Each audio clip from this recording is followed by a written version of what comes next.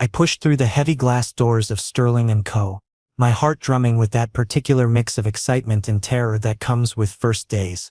The lobby stretched before me, marble floors, chrome fixtures, and enough natural light to make the whole space feel like a dream. This was it, my fresh start.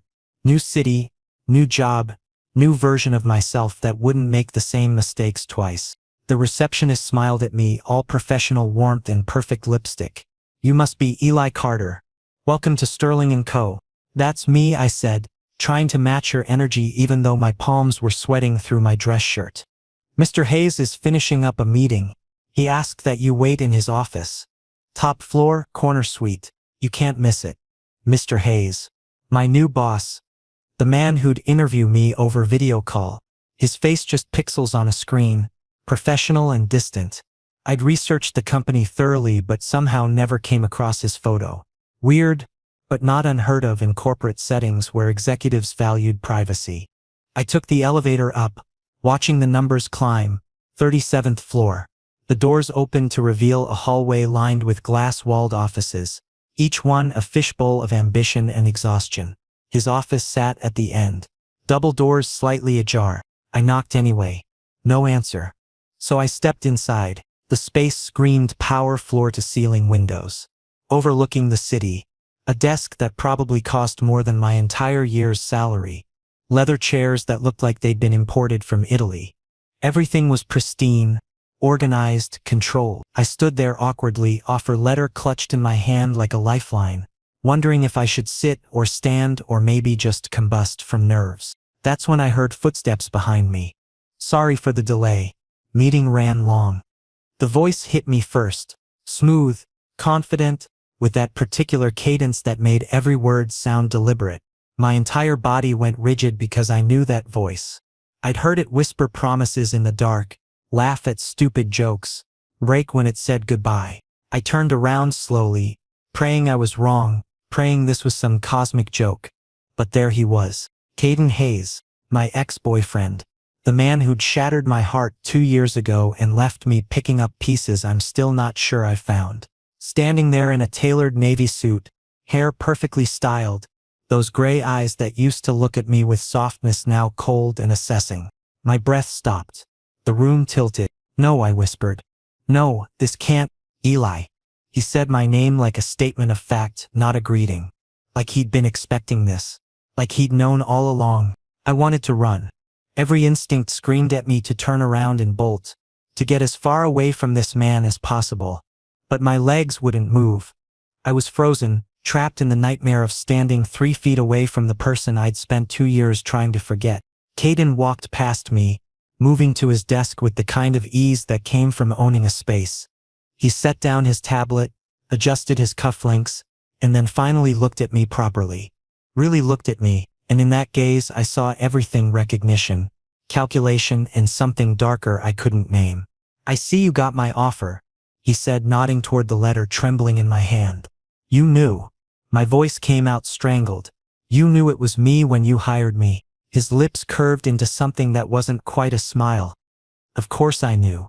You think I don't remember your resume? Your portfolio? The way you write cover letters like you're apologizing for existing?" The jab hit harder than it should have. He used to love how I wrote, used to say I had a gift for making complicated things sound simple. Now he weaponized it. "This is insane," I said, finding my voice even as my hands shook. "I can't work here. I can't work for you." "Why not?" He leaned back against his desk, crossing his arms. The posture was casual but his eyes were anything but. "You need this job. Your last position ended 6 months ago. You've been applying everywhere. This is the only offer you've gotten that matches your skill set and salary requirements." How did he know all that? Had he been keeping tabs on me? "That doesn't mean you'll work here, Eli." His voice dropped lower, more commanding. "You'll come in Monday through Friday, 9 to 6. You'll attend meetings, prepare presentations, interface with clients. You'll do exactly what I hired you to do. And if I quit right now," I challenged even though we both knew I wouldn't. "Couldn't." Caden pushed off the desk and walked toward me. Each step deliberate, measured, until he stood close enough that I could smell his cologne. Different from what he used to wear. More expensive, more mature. Everything about him had upgraded except apparently his capacity for cruelty. "If you walk out that door," he said quietly, "I'll make sure every company in this city knows you breached a contract. I'll ensure your professional reputation is so damaged, you'll be lucky to get hired at a coffee shop." My jaw clenched. "You wouldn't try me." We stared at each other, locked in a battle of wills I was terrified to lose. His eyes hadn't changed. Still gray, still intense, but now they held no warmth. Just authority, just control. "Why are you doing this?" I asked, hating how my voice cracked. "Why bring me here if you hate me so much?" Something flickered across his face. For just a second the mask slipped, and I saw something raw underneath. But then it was gone, replaced by that cool, corporate exterior. "Hate you?" He laughed, but there was no humor in it. "Eli, if I hated you, I wouldn't have bothered. No, this is much simpler. You're good at what you do, and I need someone I can rely on. Someone I can keep close." Keep close. The words sent a chill down my spine. "Your first task starts tomorrow," Caden continued, moving back behind his desk like this conversation was just another business transaction. 8 a.m. sharp. We have a client presentation at 10, and I want you prepped and ready. Dress code is business formal. Don't be late." "Caden, that's Mr. Hayes during office hours." He picked up his tablet, effectively dismissing me. "HR will handle your paperwork. See yourself out." I stood there for another moment, frozen between disbelief and rising panic. This couldn't be happening. This couldn't be real. But the cold air conditioning, the sound of traffic 37 floors below, the way my heart hammered against my ribs, it was all too real. I walked to the door on shaking legs, each step feeling like I was walking toward my own execution. "Eli." I stopped, hand on the doorknob, but didn't turn around. "Welcome to Sterling & Co." His voice was soft, almost gentle, and somehow that made it so much worse. "I think you're going to find working here very educational." I left without responding, because what could I possibly say? The elevator ride down felt like falling. By the time I hit the lobby, I was gasping for air, stumbling out onto the street where the afternoon sun felt too bright, the noise too loud. I'd walked into that building thinking I was starting over. Instead, I just walked straight into a trap. And Caden Hayes, the man who once held my heart, now held every single piece of my future in his perfectly manicured hands. I didn't sleep that night. How could I? Every time I closed my eyes, I saw Caden's face, that cold smile, those calculating eyes, the way he'd looked at me like I was a chess piece instead of a person he'd once claimed to love. I must have replayed our conversation 100 times, searching for some crack in his armor, some hint that the boy I'd loved was still in there somewhere. By morning, I'd convinced myself of two things. 1, I had no choice but to show up, and 2, I wouldn't let him break me. Not again. Sterling & Co.'s lobby felt different on my official first day. Less dreamlike, more like a cage. I checked in with security, got my employee badge with its unflattering photo, and took the elevator up with a knot in my stomach that tightened with each passing floor. I'd barely set my bag down at my new desk, situated conveniently right outside Caden's office, because of course it was, when my phone buzzed.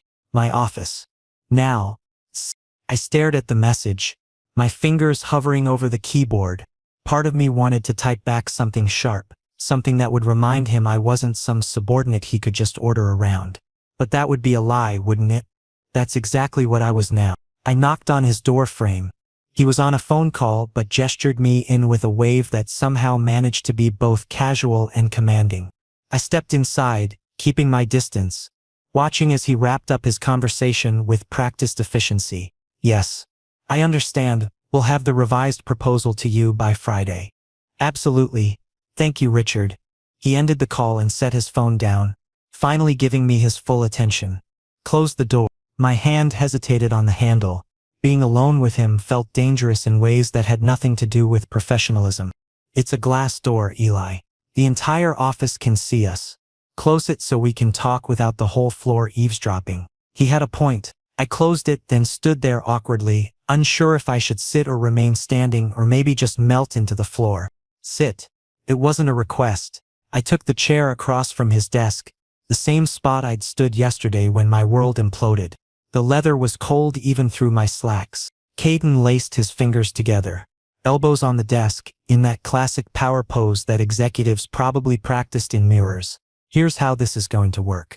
You report directly to me. Every project crosses my desk before it goes to clients. Every meeting I want you there taking notes, observing, learning. Learning what exactly? I couldn't help asking. How to be indispensable. His eyes locked onto mine. You're talented, Eli. You always were. But talent without strategy is just wasted potential. I'm going to teach you how to navigate this world, how to read people, how to close deals. By the time I'm done with you, you'll be the best in the industry. It sounded almost generous, except for the part where it came wrapped in control and manipulation. And what do you get out of this arrangement? I asked, proud of how steady my voice sounded. His smile was slow, deliberate. I get the satisfaction of knowing you're exactly where I want you. The words hung between us, heavy with implication. Before I could respond, he stood up and grabbed his suit jacket from the back of his chair. We have a meeting in conference room B in 15 minutes. The Reynolds account, they're considering taking their business elsewhere. Your job is to observe and not speak, unless I specifically ask you a question. Understood?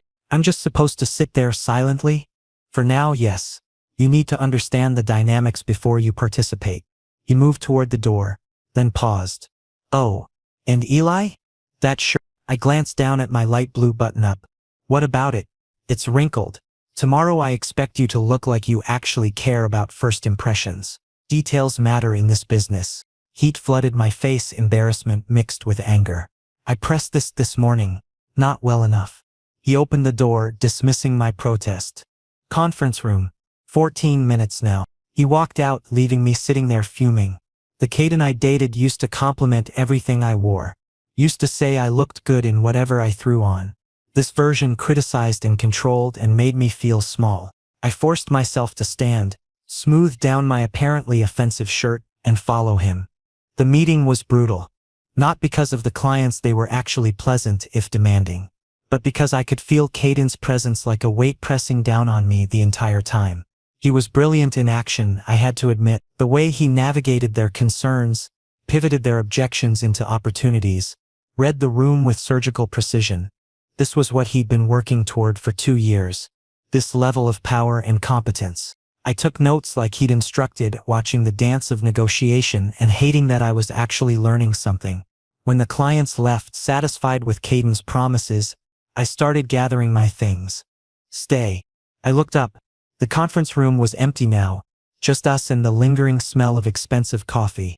Caden loosened his tie slightly, the first crack in his perfectly curated appearance. What did you observe? About what? The meeting. The clients.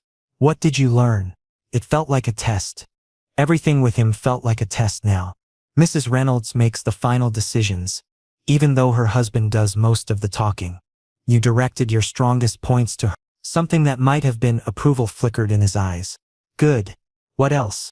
They're not actually considering leaving. They just wanted leverage for better terms. And did I give it to them?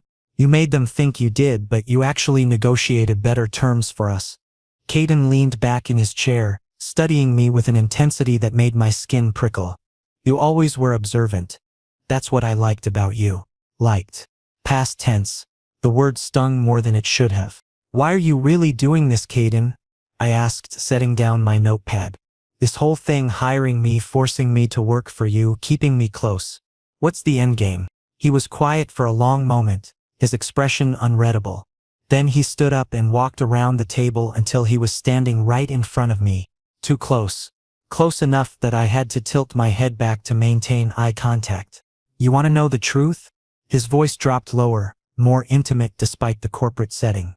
2 years ago, you walked away from me without looking back. Do you have any idea what that did to me? You broke up with me, I said, my voice barely a whisper. Because you were pulling away. Because I could feel you leaving before you actually left. I just expedited the inevitable. That's not. Don't. He cut me off, his hand coming up to grip the back of my chair, caging me in without actually touching me. Don't rewrite history, Eli. You were already gone. I just let you go. My throat tightened. Was that how he remembered it? Had I really been that distant? So this is what? Revenge? I asked. His laugh was bitter. Revenge would be easy. This is something else entirely. This is me making sure that this time, you don't get to just walk away. This time I control the narrative. I decide when and how we end. The possessiveness in his voice sent conflicting signals through my body. Fear and something else I didn't want to name. You can't just own people, I said, trying to sound firm. Can't I? He leaned closer, his breath warm against my ear. You signed a contract, Eli. You're mine for the next 12 months. Minimum. And I intend to make every single day count. He pulled back, straightening his tie and grabbing his tablet like he hadn't just delivered a threat disguised as a promise. Back to work. I need the Reynolds follow-up drafted by end of day. He walked toward the door, then paused. And Eli? Tomorrow wear something that doesn't look like you slept in it. Standards exist for a reason. The door closed behind him, leaving me alone in the conference room with my racing heart and the terrible realization that I was in far deeper than I'd thought. This wasn't just about a job. This was about unfinished business, unresolved feelings, and a man who apparently believed that the best way to deal with heartbreak was to orchestrate a do-over where he held all the cards. And the worst part? Some small, traitorous part of me wondered what it would be like to let him. 2 weeks crawled by like months. Each day fell into a rhythm that felt both surreal and suffocating. Caden's constant demands, his impossible standards, the way he'd look at me sometimes like he was searching for something he'd lost. I learned quickly that he ran his department with precision that bordered on obsession. Every detail mattered. Every interaction was calculated. But there were moments, brief, fleeting moments, when I'd catch him staring at me with an expression that didn't quite match the corporate tyrant persona. Moments when his voice would soften just slightly before he'd catch himself and correct course. Moments that made me wonder if the Caden I'd loved was buried somewhere under all that expensive wool and calculated coldness. Friday evening, the office had emptied out early. Some company happy hour downtown that I'd deliberately skipped. The thought of watching Caden charm colleagues and clients while maintaining this icy distance with me felt like torture. I didn't need, so I stayed at my desk, organizing files and pretending I didn't feel pathetic for spending my Friday night at work. I was deep in spreadsheet hell when I heard his office door open. I didn't look up, just kept typing, hoping he'd walk past without comment. You're still here? So much for that hope. Just finishing the Morrison analysis, I said, eyes on my screen. You wanted it Monday morning, so it's 7:30 on a Friday. There was something off in his voice, something less sharp than usual. I finally looked up and immediately wished I hadn't. He looked wrecked in the best way, tie loosened and hanging crooked, top button undone, sleeves rolled up to reveal forearms I was definitely not supposed to notice. His hair, usually immaculately styled, had that tousled look that came from running fingers through it too many times. He looked human, exhausted, real. I could say the same to you, I replied, trying to keep my tone neutral. He walked over to my desk, and instead of looming over me like he usually did, he just leaned against the edge, casual, almost relaxed, like we were colleagues instead of whatever complicated mess we'd become. I've been going through the quarterly projections. He rubbed his face with both hands. The numbers aren't adding up the way they should. Budget meeting next week? I guess. Yeah. Henderson's going to tear apart the marketing spend, and I need to justify every line item. He sighed, and the sound was so unguarded it made my chest ache. Sometimes I miss when the biggest stress in my life was passing organic chemistry. The reference to college hung between us, that shared history we both kept carefully locked away. Back when we'd study together at the library until they kicked us out, when Caden would fall asleep with his head on my shoulder and I'd quiz him on molecular structures. You passed, I said quietly, with a B+ if I remember correctly. His eyes found mine and something shifted in his expression, softened. You remember that? Of course I remembered. I remembered everything about those years. Every late-night conversation, every lazy Sunday morning, every moment before it all fell apart. But admitting that felt dangerous. Lucky guess, I lied. Caden huffed a small laugh that sounded almost genuine. Then, to my absolute shock, he pushed off my desk and collapsed into the empty chair next to mine. The one meant for collaborative work, not for executives fraternizing with their staff. Can I tell you something? He asked, staring at the ceiling tiles. Is that a requirement or an actual question? Actual question. I saved my work and turned to face him properly. Okay, sure. He was quiet for a long moment, and I watched him struggle with whatever he wanted to say. His jaw worked, his fingers drummed against the armrest, and that familiar crease appeared between his eyebrows that always showed up when he was thinking too hard. I don't know what I'm doing, he finally admitted. With you. This whole situation. I thought I had a plan. Thought I knew exactly how this would go. But every day you're here, it gets more complicated. My heart rate picked up. Complicated how? Just complicated. He turned his head to look at me, and the vulnerability in his eyes was almost painful to witness. Do you hate me? For bringing you here? For the way I've been acting? The question caught me off guard, because it suggested he cared about the answer. That somewhere under the demands and power plays, my opinion of him still mattered. I don't hate you, I said honestly. I'm angry. Yeah. Confused. Frustrated. But hate? No. Why not? You should. Because hating you would be easier than this. The words came out before I could stop them. And nothing about us has ever been easy. Caden sat up straighter, turning his chair to face mine fully. We were close now, knees almost touching, existing in this bubble of honesty that felt fragile and temporary. I screwed up, he said. 2 years ago. The way I ended things. The things I said. I've replayed that conversation 1,000 times, and every version ends with me being a coward. You were scared, I said, because I'd had 2 years to analyze what happened. We both were. We were 23 and talking about futures we weren't ready for. You were ready, I was the one who panicked. And now? I asked. What's different now? He reached out slowly, giving me time to pull away, and touched my hand where it rested on my knee. Just his fingers over mine, tentative and warm. Now I'm not the scared kid who didn't know what he wanted. Now I know exactly what I lost. My breath caught. The touch was electric, familiar and foreign all at once. I should pull away. This was my boss, my ex, the man who'd spent 2 weeks making my life deliberately difficult. But I didn't move. Caden, I know I don't deserve another chance, he continued, his thumb tracing small circles on my knuckles. I know I've been awful to you, cold, controlling, all the things I swore I'd never be, but having you close and not being able to, it's killing me. Eli. The raw honesty in his voice made something crack open in my chest. Then why treat me that way? Why the power games and the criticism and the... 'Cause it's easier than admitting I never stopped caring. His grip on my hand tightened. Because if I let myself be soft with you, be real with you, I'm terrified you'll leave again, and this time it'll actually destroy me. Silence stretched between us, heavy with everything we weren't saying.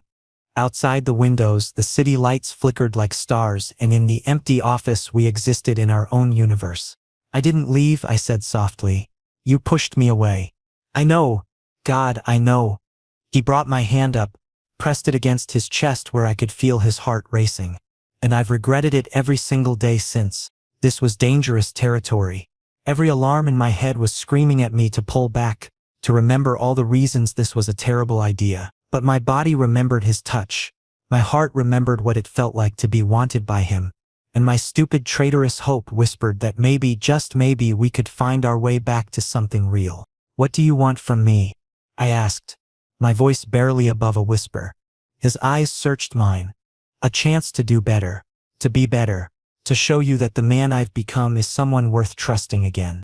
By keeping me trapped here, by manipulating my career, he flinched. I handled this all wrong. I see that now. When I saw your application come through, I saw an opportunity to have you back in my life, and I took it without thinking about what you needed or wanted. That was selfish. Was. I raised an eyebrow. Is currently actively being selfish. A small, self-deprecating smile tugged at his lips. I'm working on it. Despite everything, the confusion, the anger, the hurt, I found myself almost smiling back. You're really bad at this. At what? Apologizing. Being vulnerable. Not being a controlling workaholic. Yeah, well, he squeezed my hand gently. I had a good teacher once. Someone who used to call me out on my bullshit with remarkable accuracy. I should have listened better. The reference to our past relationship hung between us, Bittersweet and complicated. We'd been good together once. Really good.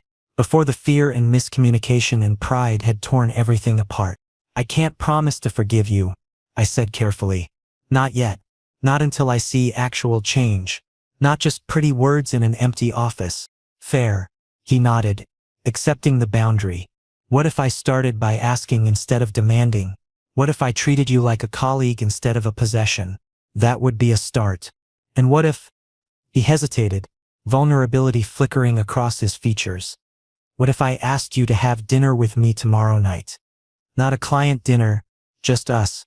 Actually talking, actually trying to figure out if there's anything left worth saving. My heart hammered against my ribs. This was a line we couldn't uncross. Once we stepped outside the office, once we blurred that boundary, everything would change. Again. I don't know if that's a good idea, I admitted. Probably isn't, he agreed. Most things worth doing aren't. I stared at our joined hands, at the way his thumb still traced those gentle circles, at the vulnerability he was showing me that I'd never expected to see again. Maybe this was a mistake.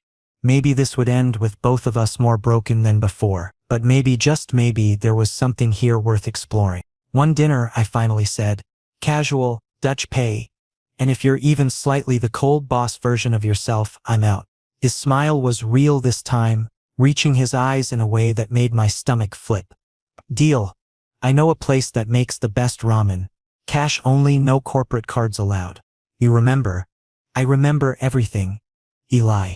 His voice dropped lower, more intimate. That's the problem. We sat there for another moment, neither of us wanting to break the spell. But eventually, reality crept back in. The late hour, the empty office, the complicated mess we were potentially walking into. Caden released my hand slowly, standing up and offering me a small, genuine smile. Go home. Get some rest. The Morrison analysis can wait until Monday. But you said, I say a lot of things. He grabbed his jacket from his office. Consider this your first experience with the new, slightly less tyrannical boss approach. I couldn't help but laugh, surprising both of us.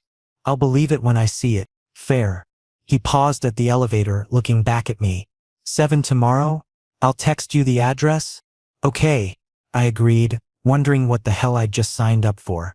The elevator doors closed, and I was alone in the quiet office.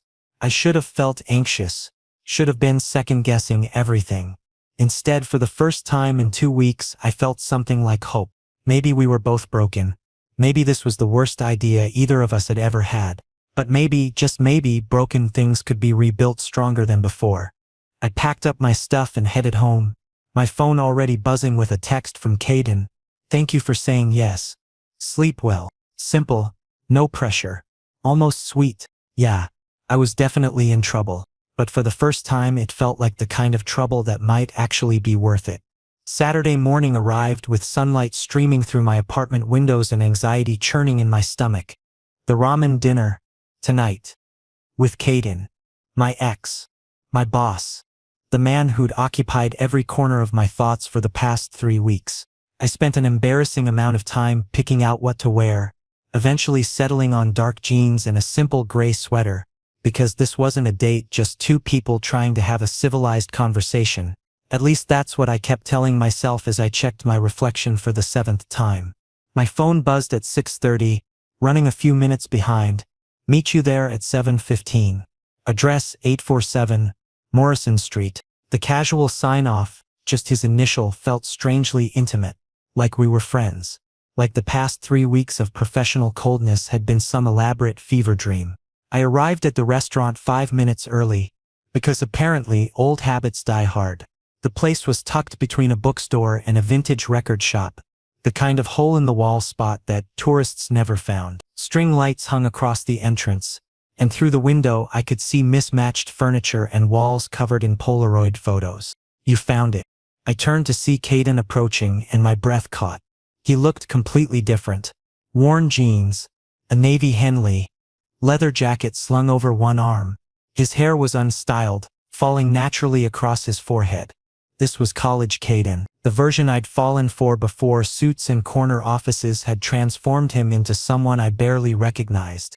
It's not exactly hidden, I managed, trying to ignore how my heart rate had accelerated. His smile was soft, almost shy.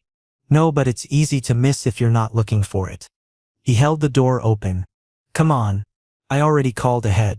The interior was even cozier than it appeared from outside. Warm lighting, the smell of garlic and ginger, a soundtrack of indie music playing just loud enough to create atmosphere without overwhelming conversation. The hostess greeted Caden by name and led us to a corner booth. You're a regular here? I asked as we slid into opposite sides. Used to be. Back when I first moved to the city. He picked up a menu even though he clearly didn't need it. Haven't been in a while though. Got too busy with work, I guess. There was something melancholy in the admission, like he was acknowledging all the small joys he'd sacrificed for success. I wondered how many other things he'd given up. If I'd been one of them. We ordered spicy miso ramen for me, tonkatsu for him, plus gyoza to share, because some things were muscle memory. The conversation started carefully, skating around dangerous topics. Work, the city, a new coffee shop that had opened downtown, safe territory. But then our food arrived and Caden set down his chopsticks after the first bite, looking at me with an intensity that made my stomach flip. I need to apologize, he said. Properly, not the half-assed version I gave you in the office. I put down my spoon, giving him my full attention. When we broke up 2 years ago, I told myself I was doing the right thing. That we were too young, too unprepared for the kind of serious relationship we were heading toward. He ran a hand through his hair, a nervous gesture I remembered well. But the truth is, I was just terrified. You were becoming the most important person in my world. And that scared the hell out of me. So you ended it, I said quietly. So I sabotaged it, he corrected. I picked fights over nothing, made you feel like you couldn't do anything right, pushed you away before you could realize I wasn't worth staying for. His voice cracked slightly, and then when you finally left, I convinced myself it proved I'd been right to be scared. My throat tightened. Hearing him lay it out like that, acknowledging the patterns I'd spent months in therapy trying to understand, felt like vindication and heartbreak all at once. Do you know what the worst part was? I asked, surprised by the steadiness in my voice. It wasn't the breakup itself. It was the month leading up to it, watching you become someone cold and distant, wondering what I'd done wrong, wondering if I'd ever really known you at all. Caden flinched like I'd struck him. You didn't do anything wrong. God. Eli, you were perfect. That was the problem. You deserved someone who wasn't constantly sabotaging his own happiness out of fear. And now? I challenged. Are you still that person? He was quiet for a long moment, considering the question with the seriousness it deserved. I'd like to think I've grown. Therapy helped. So did realizing that running from things that matter doesn't actually make you brave. It just makes you alone. His eyes met mine, but I'm not going to sit here and promise I'm completely fixed. I still have control issues. I still panic when things feel too good, like they're about to be taken away. I'm working on it, but it's a process. The honesty was disarming. This wasn't the polished corporate version of Caden who had every answer perfectly rehearsed. This was someone genuinely trying to be better, admitting he hadn't quite figured it out yet. I appreciate you saying that, I said carefully. But Caden, you can't just hire me, force me to work under you and then expect everything to— I know. He leaned forward, elbows on the table. That was manipulative and wrong, and I'm sorry. If you want to transfer departments or find a different position in the company, I'll make it happen. No retaliation, no blacklisting. I promise. The offer hung between us, genuine and unexpected. He was giving me an out, removing the leverage he'd held over me. It should have felt like relief. Instead, it felt like loss. What if I don't want to transfer? I heard myself say. His eyes widened slightly. Then you stay. But I need you to know it's your choice. Not because you're trapped. Not because you feel obligated. Because you actually want to be there. I took a shaky breath, trying to sort through the tangle of emotions in my chest. I don't know what I want yet. This is all still so confusing. That's fair. He reached across the table, palm up, an invitation rather than a demand. Can I tell you what I want? My hand moved almost without conscious thought. Fingers brushing his. The contact sent electricity up my arm. Okay. I want the chance to prove I can be someone you trust again. Not your boss. Not the guy who broke your heart, just Caden. The person who remembers that you always order extra gyoza. Because you never think the serving is enough.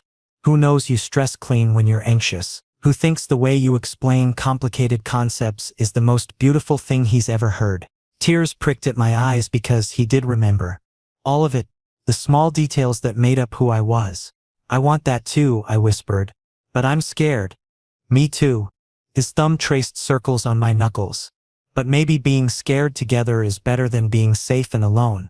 We finished our ramen in a different kind of silence. Comfortable, contemplative, full of possibility. And when Caden insisted on paying despite my protests. When he walked me to my car and hesitated before saying goodnight. When his hand lingered on my shoulder for just a moment too long. I felt something shift. Maybe we couldn't go back to who we were. Maybe that version of us was gone forever. Buried under hurt and time and distance. But maybe we could build something new.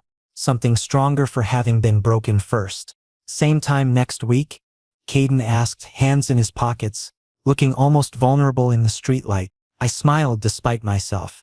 Text me the details. His answering grin was worth every ounce of risk. It's a date. As I drove home, I couldn't stop replaying the evening. The honesty, the vulnerability, the way it felt like maybe, just maybe, we were finding our way back to each other. I was still terrified, still uncertain, still nursing wounds that hadn't fully healed. But for the first time in 2 years, I felt something stronger than fear. I felt hope. The week following our dinner passed in a strange new rhythm. Caden was different at work. Still professional, still exacting in his standards, but without the sharp edges that had defined our first few weeks. He said please and thank you. He asked for my opinion instead of just issuing orders. He smiled at me in meetings and it reached his eyes. People noticed. So you and Hayes seem chummy now. My coworker Marcus commented one afternoon, perching on the edge of my desk. What's your secret? I've been here 2 years and he still looks at me like I'm a necessary inconvenience. I kept my eyes on my screen. No secret. Just doing my job. Right. Marcus didn't sound convinced. And the fact that he specifically requested you for the Singapore project has nothing to do with anything? My fingers froze on the keyboard. He what? Oh, you didn't know? Marcus grinned. Yeah. Big announcement this morning. Hayes is leading a team to pitch our expansion strategy to potential investors in Singapore next month. 3-day trip. And you're his +1. My stomach dropped. Caden hadn't mentioned anything about international travel, let alone 3 days in a foreign country. Together, away from the safety of office boundaries and professional distance. I found him in his office 20 minutes later, door open, focused on his laptop with that small crease between his eyebrows that appeared when he was concentrating. Singapore? I said without preamble. He looked up and guilt flashed across his features. You heard from Marcus. Not from you. I crossed my arms. Were you planning to mention it, or was I supposed to just show up at the airport? Caden sighed and closed his laptop. I was going to tell you today. I just got the final approval this morning. And you picked me for the team because you're the best person for the job, he said firmly. Your market analysis on the Asian expansion has been brilliant. You understand the cultural nuances that our other analysts miss. This isn't favoritism, Eli. This is strategy. I wanted to believe him, but doubt crept in around the edges. Or it's a convenient way to get me alone for 3 days. His jaw tightened. If you think I'm using work to manipulate you into something you're not ready for, then you don't know me as well as I thought. I don't know you anymore. I shot back. That's the problem. 2 years is a long time, Caden. People change. Priorities change. My feelings haven't changed. The words were quiet but intense. And yes, I want to spend time with you. Yes, I'm hoping that maybe in Singapore, away from all this, he gestured around the office, we can just be ourselves. But if that's too much, if you're not ready, I'll assign someone else. Just say the word. I stood there, torn between self-preservation and the traitorous part of me that wanted exactly what he was offering. Time together. Space to figure out if what we'd had was still there, buried under all the hurt. I'll go, I heard myself say. For the job? Not because of anything else. His expression softened. Understood. That night I stayed late finishing the preliminary research for the Singapore pitch. The office had emptied hours ago, leaving just the hum of fluorescent lights and the distant sound of the cleaning crew. I was deep in data about market trends when I felt someone behind me. Caden stood there with 2 cups of coffee, looking as tired as I felt. Thought you could use this. I accepted the cup gratefully. Black, 1 sugar. Exactly how I liked it. Of course he remembered. He pulled up a chair beside me, not behind the desk in his usual position of authority, but next to me. Equals. Partners. Can I help? With what? The research. It's a lot to do alone.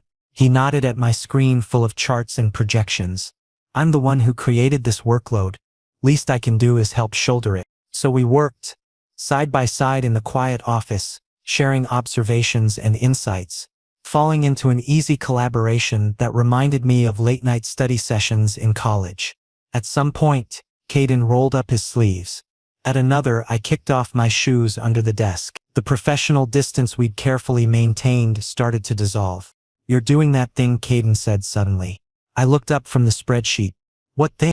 That little tongue between your teeth thing when you're concentrating really hard. His smile was fond, nostalgic. You used to do it all the time when we studied together. Heat crept up my neck. You do. It's cute. The word hung between us. Too intimate for the setting. I should have deflected, made a joke, re-established the boundaries.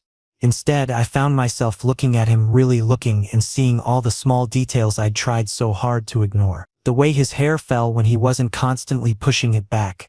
The faint scar on his chin from a skateboarding accident in high school. The genuine warmth in his eyes when he looked at me. Caden, I started, not sure what I was going to say. I miss this, he interrupted softly. Just being with you. Talking about nothing. Working on something together. All the small moments I took for granted. My chest tightened. We can't go back. I know. He turned his chair to face me fully. But what if we could go forward? Build something new instead of trying to resurrect something dead. What does that even look like? I asked. You're still my boss. There are professional boundaries, power dynamics. Then I'll talk to HR about reassignment. I'll make sure there's no conflict of interest. He was completely serious. If that's what it takes to do this right, I'll do it. The offer was staggering. His position, his authority, his carefully constructed professional identity. He'd adjust all of it. For me, for us. Why? My voice came out barely above a whisper. Why go through all this trouble? Caden reached out slowly, giving me time to pull away and tucked a strand of hair behind my ear. The gesture was achingly familiar, because the alternative is pretending I don't feel what I feel. And I've tried that. It doesn't work. I'd rather risk everything for a real chance with you than play it safe and spend the rest of my life wondering what if. My breath caught. His hand was still near my face, hovering, and I found myself leaning into the touch before I could think better of it. His palm cupped my cheek, warm and solid, and Tell me you don't feel it too, he murmured. Tell me I'm alone in this and I'll back off. I'll be nothing but professional. But if there's even a chance, I kissed him. Or he kissed me. I wasn't sure who moved first, only that suddenly his lips were on mine and 2 years of distance collapsed into nothing. The kiss was gentle at first, tentative, like we were both afraid of breaking something fragile. Then his hand slid into my hair and I gripped his shirt and it deepened into something desperate and real. When we finally broke apart, both breathing hard, Caden rested his forehead against mine. Tell me that wasn't just me. That wasn't just you, I admitted, my voice shaky. We sat there in the quiet office, hands intertwined, trying to process what we'd just done. I should have felt guilty or confused or worried about the implications. Instead, I just felt right, like maybe some things were worth the risk. Singapore, Caden said eventually.